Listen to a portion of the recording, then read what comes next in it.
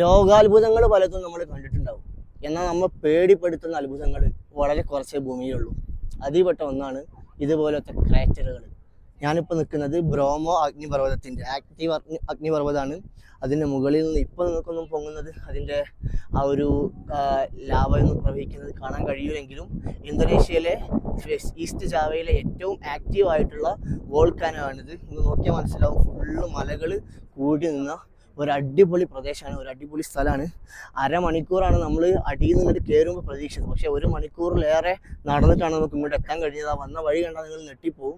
അപ്പോൾ അങ്ങനെ വന്നിട്ട് നമ്മൾ എത്തിയ കാവയിലാണുള്ളത്. കാവ എന്ന് പറഞ്ഞാൽ ഈ അഗ്നിപർവ്വതങ്ങൾ രൂപപ്പെട്ട് ഉണ്ടാകുന്ന ഇത്തരം ഗർത്തങ്ങളിൽ നിന്ന് ഇങ്ങനെ കാവ ആ ഒരു പുക വരുന്നുണ്ടല്ലോ, ഭയങ്കര നാറ്റമുണ്ട്. അത് നമ്മളെ ഈ ഫാക്ടറികളിൽ നിന്നൊക്കെ ഉള്ള പോലത്തെ ഒരു നാറ്റമുണ്ട്.